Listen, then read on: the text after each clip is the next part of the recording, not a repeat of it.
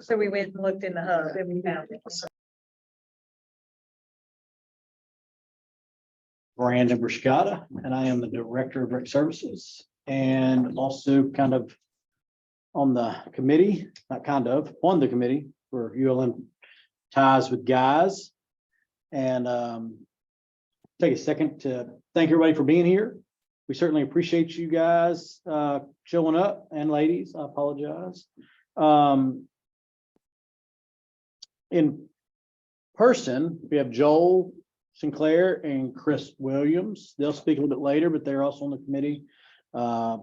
So we're going to get started. Let me give you a little background.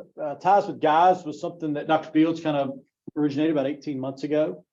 And it is a way to get some individuals in a room to talk about some things and discuss some things in a safe space. Obviously in the name, it says, Ties with ULM Guys, but we certainly appreciate anybody that can show up and kind of help us, talk through and mentor these young men that are coming through ULM. With that, I'm going to turn it over. Well, let me rephrase that. This year, we kind of, if you weren't here last time, I'll give you a quick rundown. This year, we've revamped into a three-tiered components, and one being academic engagement. That's something that's being championed across the university, as well as civic engagement. What happens when you're done? Where do you go? What do you do? How do you stay engaged with the university? And a leadership component. So each month, we're going to have different speakers, and that can hopefully bring something a little bit different to those three components than we heard the previous month. So we encourage you to come every week or every month. So I'm going to turn over to Joel Sinclair. He's going to introduce our first speaker, who's going to speak on the academic engagement component. All right. Good afternoon, everyone. Happy y'all could be with us today. Shout out to our guest speakers this afternoon, delivering their time and their knowledge to us. First up, we have Dr. Mark Arant. For those of you unfamiliar with him, he is back with us. He served the campus a few years back, and he is now returned to us to continue to deliver great work and growth to this campus. He is our current university provost and vice president for academic affairs. We recently learned of some of his hobbies, which include coaching basketball, specifically the 21 plus. All right, unathletic ones, and also walking the fashion runway. ULM's own students. He has his own style, and we are happy that he could be with us this afternoon. So, Dr. Arant, take it away. Appreciate it. I have Dr. Fields to blame for both of those. But I do appreciate this opportunity to talk with you on academic engagement. And I quite honestly, I don't see academic and civic engagement as separate issues. They're connected. Part of the academic experience is that development as a person. A lot of students that come into universities come in as 18-year-olds. Okay. A lot of opportunities, a lot of potentials, but there's also a lot of growing that's still left to be done. I've had two of my children go through college, and to watch them mature into adults during that time has been a real blessing to me. And I know y'all are going through it too. That's why going and building an academic experience for me is paramount to leading to being good civic leaders on the other side. So I really see the two as hand in hand with each other and not taking them individually. To have an effective academic engagement on campus requires two major components. And this is my philosophy to it. One, it takes a highly engaged faculty. And I'm going to hammer on faculty hard because there was a Latin term that was used to describe universities, and it was called in loco parentis. which means the local parent. Universities were responsible for growing their students up. Unfortunately, for the past 50 years or so, universities have left that. They've become much more focused on the bottom line. Okay, you can publish that statement if you want to, it's true. We need to return to those roots of taking care of our students and working with them as colleagues and as the futures of the next generation. We're spending too much time throwing content at people. So for academic engagement to be effective, you've got to engage the person. You've got to get to know them. You've got to walk with them. One of the greatest things you'll see about people climbing Mount Everest is they never do it by themselves. They always carry someone with them called a Sherpa who knows the way. That's exactly the role that the faculty play, is a Sherpa that walks with the student as they climb their own Mount Everest one step at a time. They need to teach them what it means to be a professional, what it means to overcome failure, what it means to face disappointment, because all that's going to happen routinely. And the true measure of a man, true measure of a woman, is not that you fail, but how you recover from that failure and how you move forward. And universities are a safe place to do that. The second component of academic engagement is the student. There's an old saying that says, what you put into something, you'll always get out. And you've got to expect excellence if you want to get excellence. And you've got to put your best effort forward. College is not easy, never has been. It's not intended to be. But some of the reasons why it's difficult is because we don't put the efforts into it. And so when I taught my students, and I think I've calculated, I've taught almost 7,000 students in organic chemistry. I can tell you a common characteristic of those students was incredible motivation. 95% of those students were pre-pharmacy or pre-med makers. They saw that next step is coming forward, and that pushed them hard. That also makes them incredibly uptight. So when they come to your office, they squeak when you talk to them. And trying to get them to loosen up and enjoy themselves is a little difficult. You don't have to get so motivated that you cause yourself to become ill. But you do need to be motivated enough that you constantly push yourself for excellence. What you also have to understand during this point is the reason why you do this. And this adds to your academic engagement. Every degree you get from this institution, I don't care what it is intended so that you can better serve someone else. That's why we're educated, is so that we can be a servant to someone else. And if you remember that, if you remember that you're getting your degree for someone else, maybe people you know now, maybe people you haven't met yet, your future family, your future employees, your future coworkers, and you set yourself on bettering their lives, then doing what you need to do becomes easier. Because now it's not about you. It's about better serving them. So when I sit down and I begin planning the academic activities for the university, those are my motivating points. It's not about getting a degree. It's about producing a graduate that we can be incredibly proud of. They can go out and lead the next step and become that civic leader that we need. It's that level of engagement. I've had too many people in industry tell me, your students know they're disciplined, but they can't do their discipline. That's the engagement part, is applying what you've learned. So when you go out and work with a professional, you are a professional yourself. You put those skills into play. You learn to listen to ideas. You learn to roll them over in your mind, study them, and not be offended by them. Because you realize that that is a viewpoint maybe that you haven't had before. and you learn to see people from their perspective. Had a friend of mine in Oklahoma say that his greatest outcome in college was to learn to engage in a debate and not get mad. Because at that point it becomes personal. And if you are offended by other people's opinions, your ability to be civically engaged is severely reduced because you got to stay on point. So that's sort of what I do as provost and vice president for academic affairs. What we try to do on a regular basis. I do that in collaboration with my other vice presidents, the deans.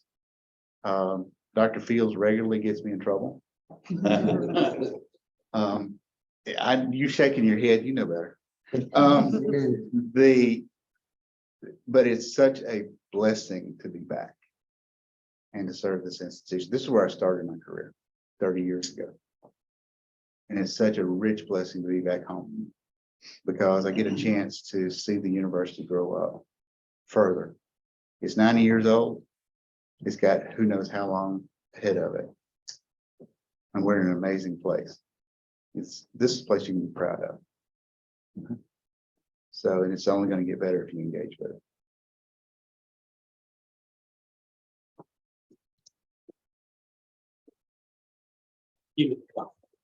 Thank you, Dr. Arant.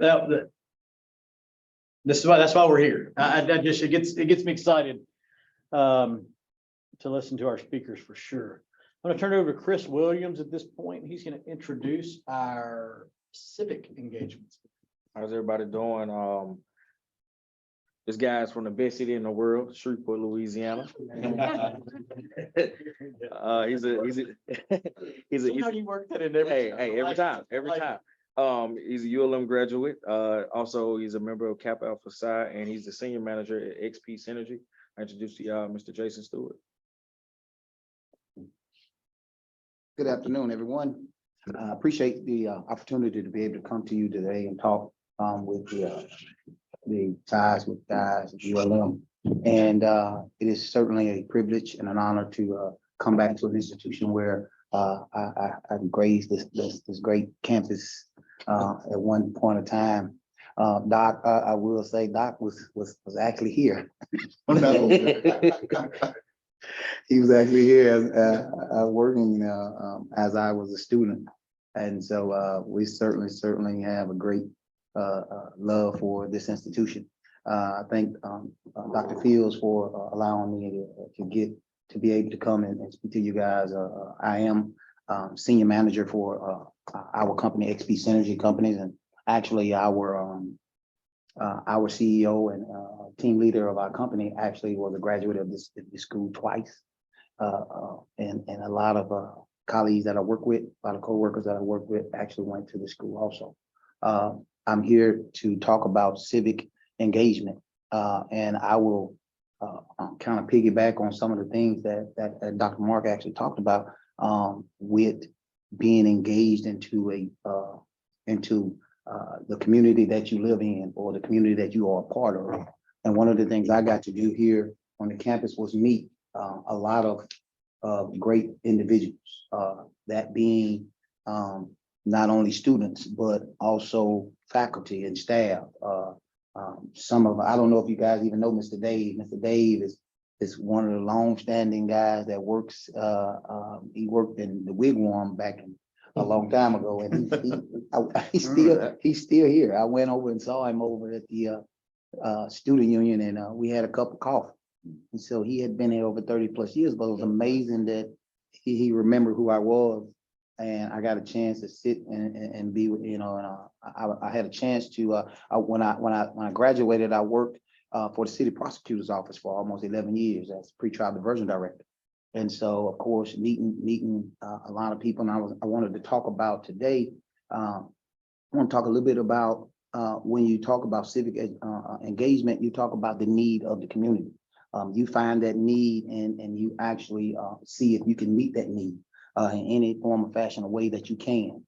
In your own talents that you have, you're able to engage. And when I say engage, the question is, are you existing or are you living? And so if you're just existing, you are sitting on the sideline and you're actually watching what is going on and you are not a part of it. But when you are engaged, when you are in the game, you understand that you have something to give, and it's all about giving. It's never been about taking. And I like what Doc said. He talked about being able to receive your degree for somebody else. Always being, it has always been about something for somebody else. When you can put yourself behind what it is that the organization or whatever whatever it is that you are looking upon of, or whatever that portion of that you get to see, whatever it is, you have time, you have an opportunity to engage and give what it is that you have to give, hoping that someone can grab that. I'll give you a prime example. I worked in numerous, not a lot. I actually had maybe 3 to 4 jobs in my time, in the last 30 years. And so I was able to work with, in my position now, I'm able to work with various divisions in our companies, community resources. I am senior manager of projects and initiatives. I do projects and initiatives for all of our companies across the board. That's over 14 offices. And so we deal with students with disabilities. We deal with civic organizations in our communities that we work in. And so to be able to come and connect the business world with the students in high school, the students that are in college, those students all over. So these students, I get a chance to bring that together, and you have that same opportunity. You get to meet, and like I said before, I actually met my boss today on this campus. And so what a great thing to do, to work for someone and work with someone that you actually know and love. The relationship is different. The work and the energy is different. We always are striving to do the very best that we can. We always put the company first. We always put whatever project first. So we're working on a project right now. It's about our students. It's about our kids. It's about engaging and understanding what they see and where they are, to meet them and help them where they need to go. And this institution for me has allowed me to do that as a student. And you know, you get to learn. And I'll give you this, I'll say this too about our faculty. Our faculty was, you know, they placed purpose in our lives while we were here. They put things out there. We had classes where, you know, we couldn't come to class with different type of clothes. I was a business major, so I had to have on business clothes. And you know, Dr. Walker, I never forget him. He, you know, I had I don't know if you guys know Miss Guerrero. She's a local attorney. She taught business law, and we would argue every class. And I didn't know in the class that that's what it was about. And I made an 8. So I was the only one arguing the points that she was given, and I wasn't taking the points that she was given just to, as face value. I had opportunities to bring the questions to her, and then we had to engage and actually find out a better solution. And I was able to do that with various departments, various people on campus, and various organizations. With the fraternity of Kappa Alpha Psi, I was able to engage with another group of young men, and we work with other young men. We work with different sororities. We work with the Pikes. We work with Kappa Alpha.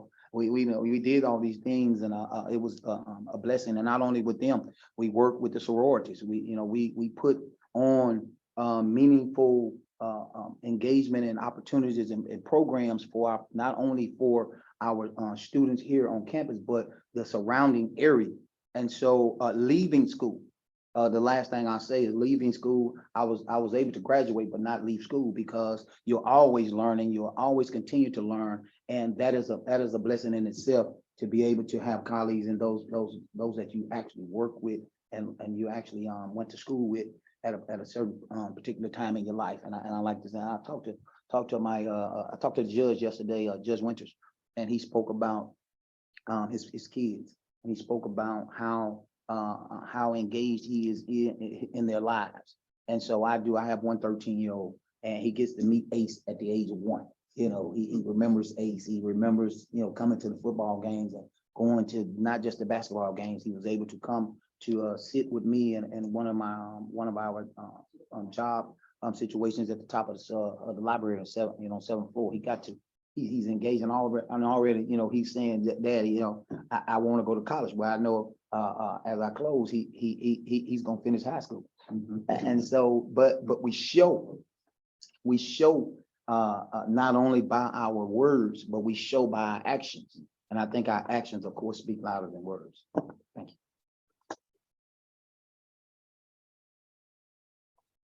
Thank you so much. And I'm gonna turn it over. We had, our committee is a little shorthanded today, as y'all can tell, but we're recruiting. We have 2 recruiters, they're recruiting, they have a recruitment event. And so we have reached out to Dr. Fields' other initiative, Sip and Tea with the VP, and tapped Megan Olinger to introduce our next speaker. So thank you, Brandon. Thank you to the Ties with Guys. I love every opportunity I get to come and sit with you all. But today I have the privilege of introducing Dr. Fields. She is a graduate of the John Maxwell School and has brought the skills that she's learned through that program and throughout her career to the Division of Student Affairs here at ULM. And so we're really excited to welcome her today and invite her to speak to our ULM guys, both in the room and on Zoom, about leadership. So welcome to Dr. Fields. Thank you so much. And thank you to all of you who are with us on today. I am really excited about our topic and really excited to hear some of the comments that each of our presenters have made.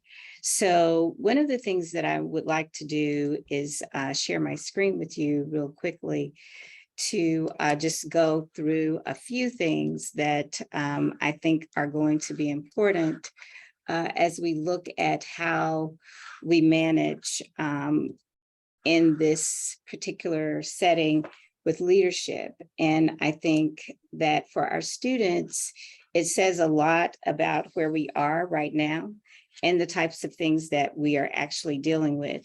So, of course, you all know that one of the most important things for me is to hear from everybody in the room before we get started. So I would like for you to get out your smart devices and go to www.menti.com and put in the code 16181071. If you can do that for us, please, or if you are able to capture, you may do that and capture the code here, and it should be able to come up on your phone.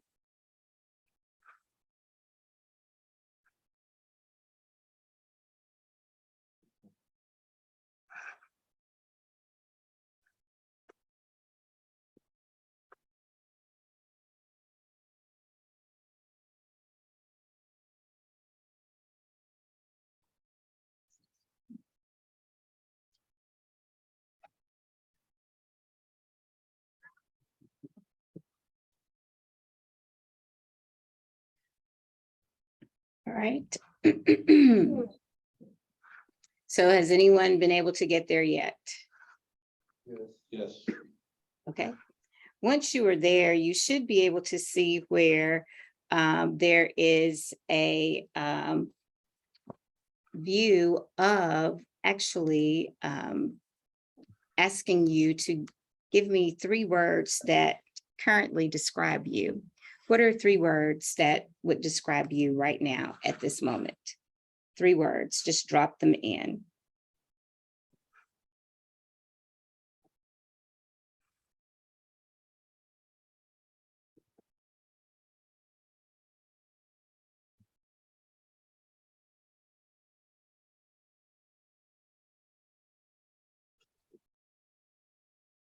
Okay. So they are populating on the screen.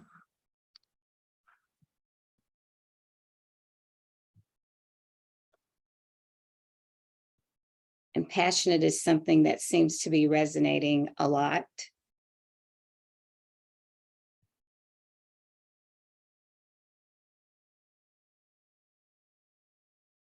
And there are several other words that are coming in: outgoing, caring, ambitious. So as we think about these things, you see a little picture as people are still entering information. You'll see a little picture right there in the corner, and you'll see me, and you will also see President Barry. So just a little background about leadership.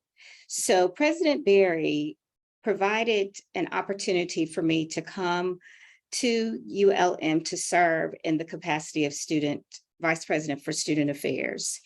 And we have a little bit of history because we were in high school together. And one of the things that has really resonated with me since being here is watching him as a leader and learning from him how to be passionate as a leader, but also how to lead from the heart.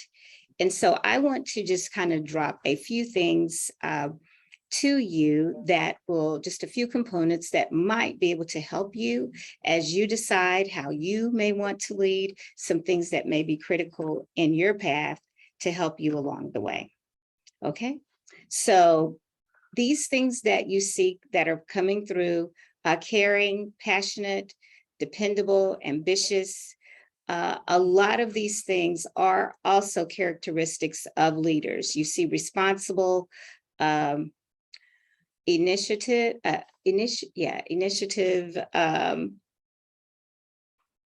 preserving, hardworking, appreciative, mysterious, enthusiastic. So there are lots of words here that describe leaders, trustworthy, confident. And I didn't even ask you anything about leadership. I just asked you to give me 3 words that best describe you. And these words most of them can be utilized to position to talk about a leader in one way or the other. So one of the things that I hear a lot of students say on our campus is that they don't particularly care to read. And, you know, I think that they probably don't have a problem with it. But one of the things that I want all of our students to understand is that not all readers are leaders, but all leaders are readers. And so one of the things that you want to do is make sure that as you position yourself to lead, that you do read and keep up with current information on leadership, but also current information on the topic that you would want to become very versed in. For instance, I read a lot about leadership, but also a lot about student affairs. So as a student, you have choices. You have lots of choices as a student.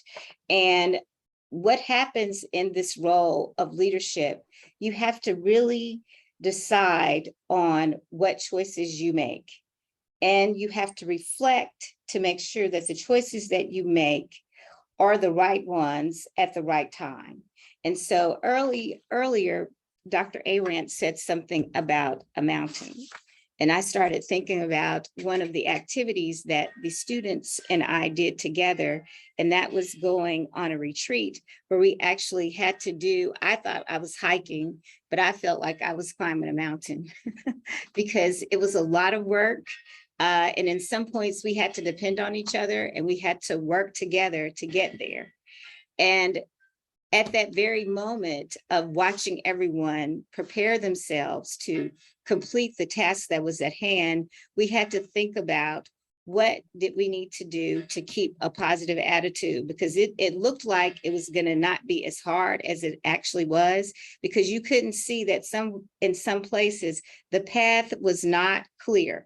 You had rocks and boulders that were there. They were not always mounted to the ground. Some of them were unleveled, and you had to decide, do I step on this rock or do I step on this rock? And so you have to decide, how do you position yourself to make sure that the choices you make reflect what it is that you're trying to do, and it is going to be resounding for those individuals that you are attempting to lead. In the process of making choices, you have to be prepared to grow, because it is important that you keep an open mind.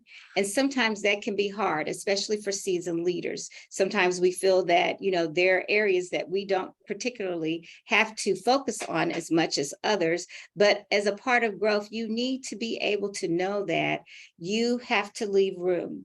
Because if you do not leave room, then that means that when you get ready to plant, then you will not have anything to see come up from soil that you will use to plant a seed. So you want to make sure that you have some room for growth. And there are lots of things that you will see in this picture that reflect growth. And as you use these things, they will help you in your path to become great leaders. The other thing is an attitude, and it's really, really important because your attitude will determine your altitude.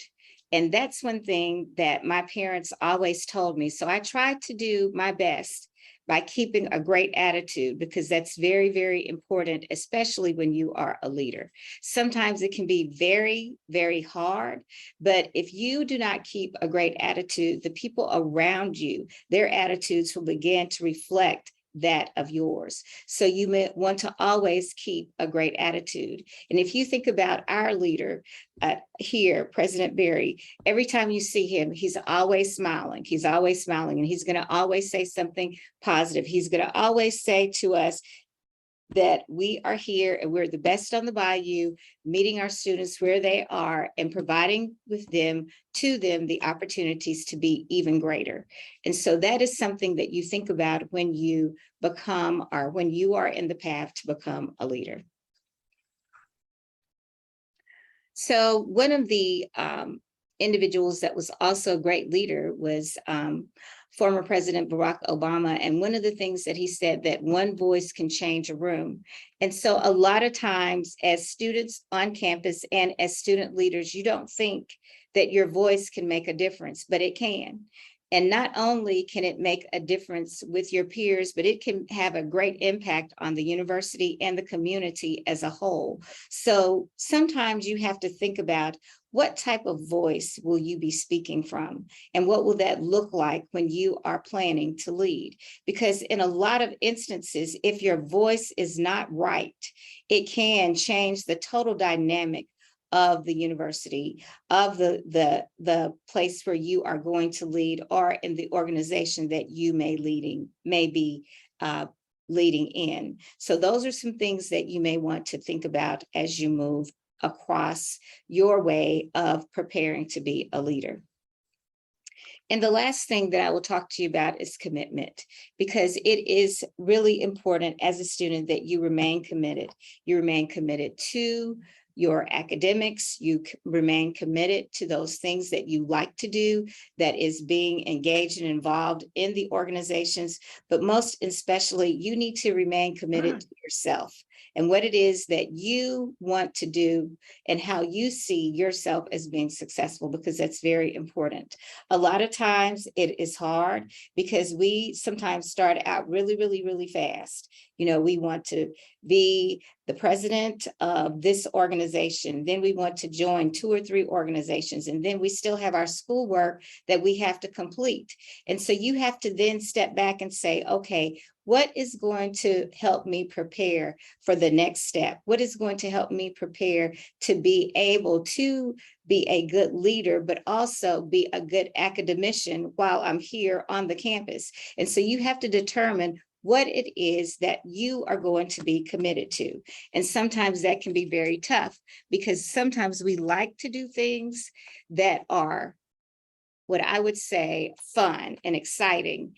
And we forget about those things where we have to do a little bit of reading, a little bit of problem solving. We don't necessarily like to always do that, but we have to remain committed to both. So we have to have that equal playing ground, I would say, to know what commitment really looks like for you, and especially as a student leader. I think that the other thing is with commitment is understanding what you are committed to. So are you going to be committed to the things that you do after your classes, or are you going to be committed to those things that you do during class, or do you marry those things to have a really, really well-rounded experience while you're in college? So as you think about leading and what that means to you, you can think about those things through unlimited lenses. So you can position yourself to use unlimited lenses to make great choices, to grow, have a great attitude, and be committed to those things that are going to help you be successful as a leader on our campus. And then who knows, one day you may come back and also serve as president of this campus. And that would be very, very good for us to see someone, well, I don't know if I'll still do, but just in case I'm still around, see someone that is coming through the ranks to be a president at the university. So I think that if you keep those things in mind as you go along the way, your choices, being able to be open to growth, your attitude and your commitment, those are the things that help you position yourself to be a great leader. I think that we are at good places to have any questions from anyone that would wish to ask them at this time. Well, give me 1 second. Hey, Doc, we're going to turn over to a question and answer session for all the speakers. Yes. With anyone on here. So, but we also have some new moderators this week. Oh, okay. So, Sorry. Abhidab is not here. He was unable to make it. He's tied up with his internship. So we're going to utilize our Reginald F. Lewis scholars to be our moderators. Braxton Jackson, Ernest Wyatt, and Eric Lair Jr. Okay. Oh, Eric did make it. Okay. But we have a couple, that's enough. So I'm going to turn it over to these guys and let them kind of start us off with a couple of questions. Okay. Dr. Arant, what is something that you try to instill in all the students that you taught throughout your career, something you try to instill in them? Don't take yourself so seriously. I mean, it's important to have a balance. But if you become bigger than your circumstances, if you become bigger than the people around you, you can no longer be of service to them. And if you're in healthcare, we're really anything, but in particular healthcare, I taught mostly pre-pharm, pre-med students. If you ever get to the point where you're beyond the people you serve, you can't help them. So keeping that humility, which is a key ingredient for a leader, properly in check, making sure that ego is taking care of itself, not beating up other people. It's probably better than most important thing I try to instill in. It's okay to fail. Learn from it. Can be one of your best teachers going forward. Make sure when you fall forward. Good running back always tries to fall forward when tackled. Get all you can out of it. A lot of those students were going on to be in very high stakes, very dangerous circumstances. Being a surgeon, dispensing drugs, where mistakes cannot be a regular occurrence. But if you learn how to deal with mistakes in non-lethal circumstances, you can avoid them in lethal circumstances. So that's kind of what I try to do there. I failed to mention, anybody on Zoom, if you do have a question, please feel free if you would like to put it in the chat box. We are watching our meeting chat, so please feel free to ask a question, and as well as anyone in the room. It doesn't just, we want them to moderate it, but they don't have to ask all the questions. So if you have a question, please certainly, for any of our speakers, let us know. Mr. Stewart, how did you remain focused through college to become where you are at now? How did I remain focused? I would be remiss to say, I would have to say, one of the aspects is my faith in God.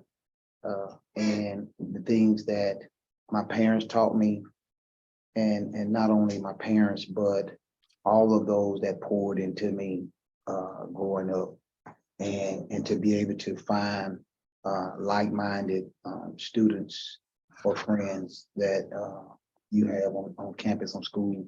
I think that's one of the things, I think that's one of the basics of achieving or getting to this point. And to recognize that your whys have to be bigger than your eyes. And that means, you know, you need to put others before, esteem others before yourself. And I think that helps out in the qualities that that will come out.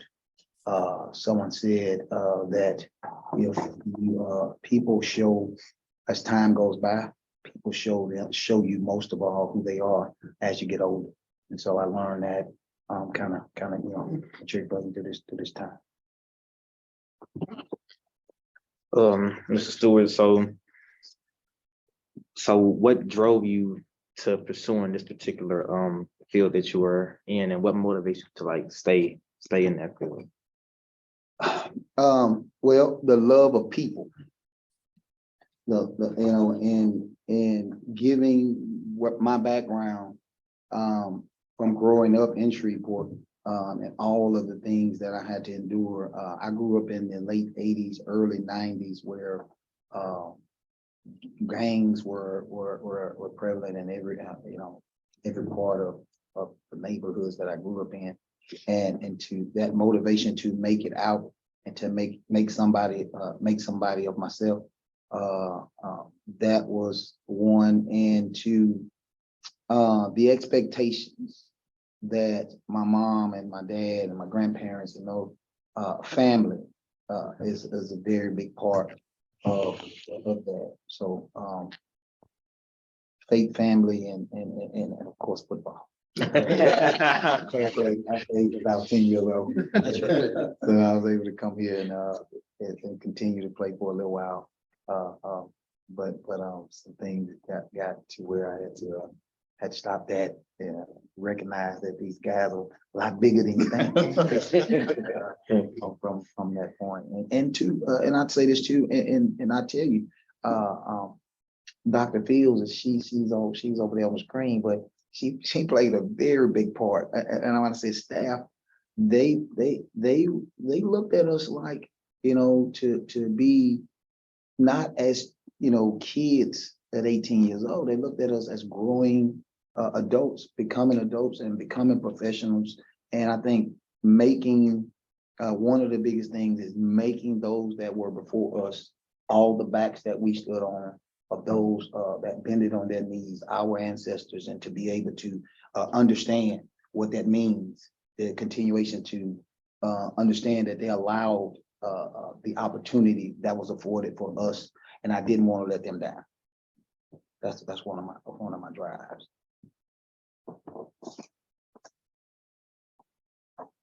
There's no more questions. Very interesting. Anybody have anything for Dr. Fields?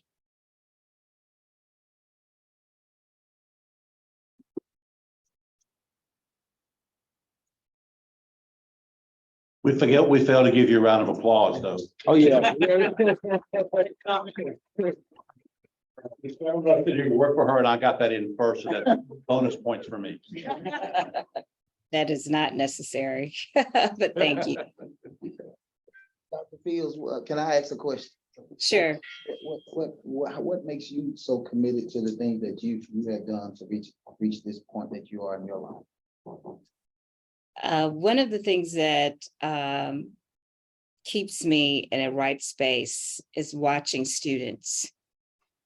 I think for me, it is exciting to be able to work with young people and watch them grow and watch them return back to the university to do exactly what you're doing. And it is helpful that you are willing to come and share your experiences with our current students so that they know that if they remain committed and they make the right choices and they keep the right attitude, that they can do the same thing and they can be just as successful as you are and others are that have come before them. along with those that are in the room with them. And that's very important, because sometimes if they don't see it, then they don't know that it is able to be, it can actually happen. I got a question for you, Stewart. Talk to these guys a little bit, because you sound like you thought a real similar path. I started here in 1998, played baseball for 2 years, and realized that just wasn't something I wanted to do. Joined a fraternity, played intramurals, did all that. But it seemed like, with this group with mental health awareness, I don't remember that. Obviously, it was not at the forefront when we were in school, but that doesn't mean that we weren't going through it. Does that make sense? So I just asked you, talk a little bit about, the transitions you went through and, kind of how you handled all that. I think that would be something that these guys could really benefit from. Okay, and so college was and I think someone said it in the room, but college was a safe space. We can count on each other. Not only that, we had similar interests, and we wanted to win, and not just in the when you look at winning, it was how you win. How were we going to do what it was that we needed to do, and to find that space, to find that friend. And I talk about this all the time to the youth that I speak to the youth. Oh my goodness, on a regular basis, like every day. And those are that is a great question, because for me, you had to have someone else you can bounce. You have to have, I say, a big brother. And you could become a big brother because you're going to have those coming behind you. And I always talk about this bridge that has been destroyed. And this bridge is being repaired by an older person. And that older man is building this bridge. And the question is, why are you building this bridge? Because you're only going to pass this way one time. And then the next person comes and there's a man, and the man is still building the bridge. And he says, man, why are you building this bridge? He said, because you're only going to pass this way one time. And then the last person asked it, man, why are you building this bridge? You're only going to pass one time. And the man looked back and said, I'm not building this bridge for me. I'm building this bridge for those that are coming behind me. And so what we do, we actually build this bridge with each other to make sure that our space was safe and that we could always return back to that space. And so in school, as far as mental issues, we had a lot of challenges. We had a lot of deaths. We had a lot of things that we had to deal with. But at the same time, we always stayed focused on those things that were positive, those things that we thought was going to help us. And I tell you, we got here to graduate. There was nothing. I got a colleague and one of my best friends, and I work alongside with him. You see him next to him, and it's Rod Washington. And I didn't, we've been together since what, ninth grade, 10th grade. He's ninth grade. And so that's over 30 years. And so to be able to have that, to be able to have someone to count on when things get rough, when you lose a loved one, when you to be able to put things in perspective, to put them back in perspective. And I tell people all the time, sometimes we're on the right track. We sometimes just going in the wrong direction. And so we have others to help us turn back around and get back on in the right direction. And of course, that would be in the presence of a friend, a confidant, someone would tell you the truth, even when it hurts. Well, I certainly agree with that. So, it's just something you guys can kind of take away from this.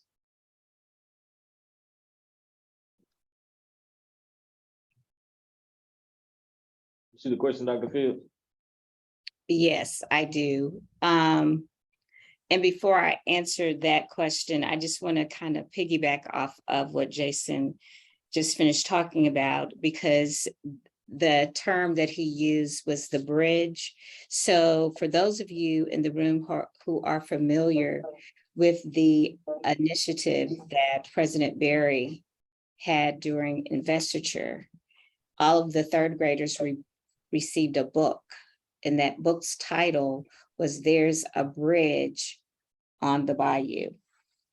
And so when you take that book title and put it into perspective as to what you just finished talking about, it is not only meaningful for those students that are coming from third grade in just a few short years, but also for those students who are here right now. And the fact that, you know, a bridge can mean a lot of different things. It can serve as a pathway for those who may feel that they don't have anybody. It can also serve as the ability for those who are unsure of what their next direction might be. It can lead them into a path that will show them exactly where they need to go, because the bridge is going to go somewhere because it is connecting something. And so I think that when you say the term, use the term bridge, it is very paramount, but it also resonates here on our campus because of the book that was written. And at some point, it would be good for even our students, even though it was given to third graders, I think it would be good for our students to read that book, to just have an idea about what it is about, but also the meaning that it has for where we are right now, especially in a time such as this on our campus. So, because a lot of students are struggling with various things that we don't even think about or consider. And I think that it's very good for us to have these conversations and for students to be able to share with us what their concerns are. So I hope that at some point we will get an opportunity. President Barry, we might have to get you to have them to go back into print so that the current students on our campus can at least get the book or be able to check it out somewhere and read it to have the opportunity to know what those third graders are actually learning about as far as the bridge on the bayou. Thank you for sharing that. We have ordered some more, so there will be some. Great. So the question from Alana, she's asking, what is one mistake you witness young leaders make more frequently than others? And then how would you recommend they overcome this challenge? So just in, I guess, my time here, I would say that a lot of young leaders, they forget about what they actually know. They forget about what they actually know. And sometimes it is challenging for them to take what they actually know and transfer it into their profession. For a lot of us, we use theories and concepts, but a lot of the theories and concepts that we utilize, they are just basic principles of life and things that we already know, but we just have to transfer that knowledge. Sometimes you will find that you have those young professionals who can be ambitious, and sometimes they can become overly ambitious, and they don't know how to capture that ambition and what I would say catalog it or either put it in its right place. It's good to be ambitious, but if you are overly ambitious, sometimes you can find yourself in a tough space, and you have to kind of, what I say to people all the time, okay, I need you to pump your brakes a little bit because we need to focus on where you are right now, and let's look at the direction that we need to go in, you know. And sometimes I am guilty of this too, not just a young leader, but an old leader. You know, sometimes I get excited about topics and I can see it and I take off. And so I start moving, and then I forget about the fact that, okay, there's so many other variables and factors that go along with this. I got to stop. And so it is like really pumping brakes to focus on those things that are really critical for that time and for that moment. And the thing that I would say is you have to watch the landscape. When she asked, what do you recommend to overcome it? You have to know the landscape in which you are leading in or which you are working in. You need to know it. You need to know what is expected, what is not expected, but you also have to know the temperament. You can tell that if everybody is moving at 100 miles per hour, then you probably better get on board or you're going to get run over. But if everybody else is kind of moving and it is like at a pace that is comfortable, you need to kind of slow down and pay attention, because there are some things that you may miss because you're trying to go so fast. And it's not easy. Being in leadership takes time. You can't get there overnight. And some people think, you go, you get your terminal degrees and automatically, you're going to become a vice president. In some instances that may work for some people. I won't say that it won't, but in more than not, you will have to do what my parents call, you're going to have to put some time in order to get to where you want to be. And it's nothing wrong with that. It is nothing wrong with that. You can get some of your most memorable experiences by putting time in and learning more about where you want to be than actually getting there. Because sometimes when you get there, it's too late. You got to keep moving, keep focusing, and you're going to forget about things. There are things that you would not have learned because you're already dead in. And so when you get there, you have to keep moving at that moment. So I would have to say that number one, just make sure that as you move through your professional trajectory, to pace yourself. Pace yourself. Don't get overly excited about moving to the next step. It will happen when it's supposed to. It will happen when it's supposed to. At its appointed time, it will happen. You just have to remain focused. So that's what I would say about that. And I hope that answered your question. All right. We're going to try to get everybody out of here. Been here about an hour. This is one thing we voted on Dr. Fields speaking, even though it is her initiative. And this is where it falls into, we hear from her a lot. So I'm going to turn her back over to Dr. Fields to kind of close this out for today. And we'll get y'all out of here. Okay, thank you. I'm going to first ask President Barry, did you have any comments that you wanted to make? Is he still? Not really, Dr. Fields. Just thank you for creating this conversation. I learn every time I participate, and that's something that we all need to be aware of, that we need to keep learning.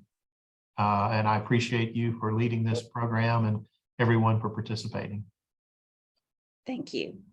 And so we do have our student leader on too. Ethan, do you have any comments that you would like to make? I do not. I think it was a wonderful discussion today and a lot to always learn from it. Dr. Fields, thank you for what you did, organizing all this and this initiative that you have thrown together, and everybody that we've heard from. I think we always learn a lot from it. I echo what President Barry said in that regard. So thank you. Thank you for everybody. Sure. So I just want to brag on the young men in student affairs, because they have really taken this initiative and they have transformed it. And I think a lot of that has to do with what they are learning, because several of them are in the classroom.